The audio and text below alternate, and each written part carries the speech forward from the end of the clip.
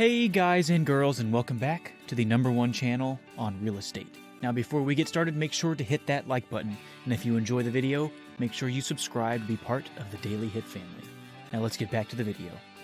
Buying your first home is a huge milestone, but it can also be very daunting. You're not alone in feeling overwhelmed by the process. Most couples feel the same way when they start to think about buying their first home together.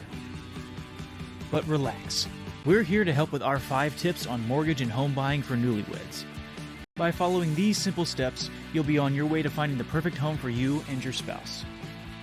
5 tips for mortgage and home buying for newlyweds. For many newlyweds, acquiring a home serves to make their relationship even more official. After all, finding the ideal location to get old together may appear to be the most romantic thing a new pair can do. The home buying process, much like wedding planning, may sometimes put even the most solid couples to the test. In fact, when you add the pressure of a new lifelong commitment and first-time home buying jitters in a hot real estate market, it's easy to see how a Housezilla meltdown might occur.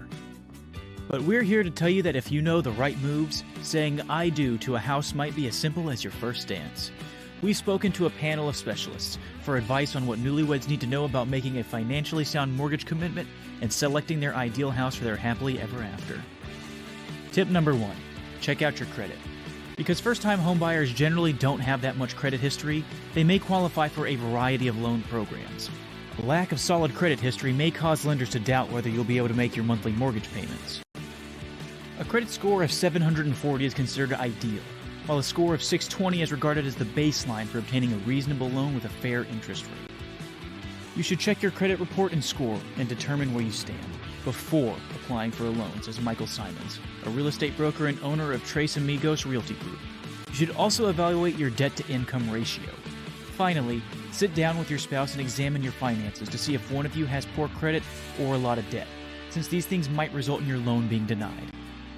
Tip number 2, you don't have to put both names on the mortgage. If your credit is excellent but your spouse's is poor, you have options.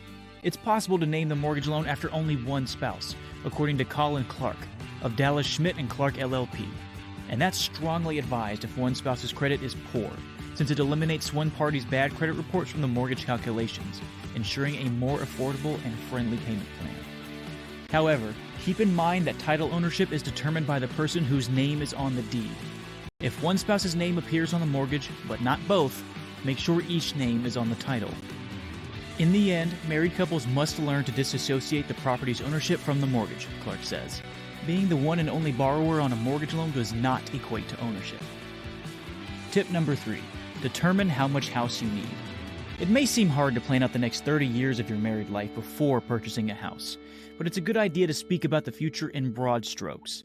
There are a few key points to consider when purchasing a new house, according to Rachel DeSalvo, broker associate at Keller Williams Park Views in Rutherford, New Jersey. Most significantly, determine if you'll use it as your main residence. Then figure out if it's a starter home or a forever home.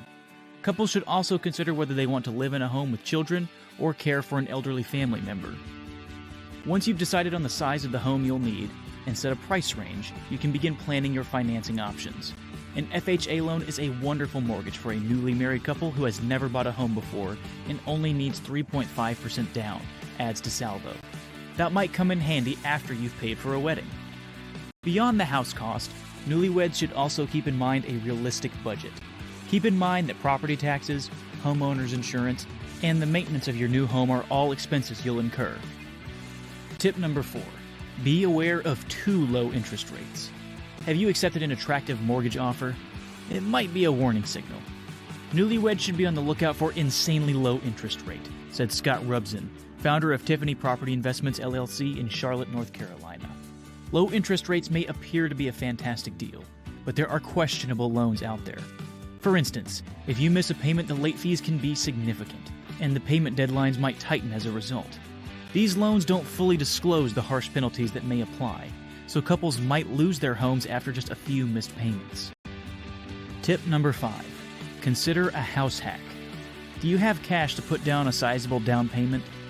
Chris Lippy, a licensed real estate broker in Hartford, Connecticut, says that house hacking has become a trend among first-time home purchasers on a budget. Instead of buying a single-family house straight away, why not get a duplex so you can rent out the other half and lower your mortgage payments? You might also segment off an additional room in a family home and rent it out. In any case, congratulations on your new marriage. Buying a home is an exciting adventure, and we hope these mortgage and home buying tips for newlyweds will help you get started.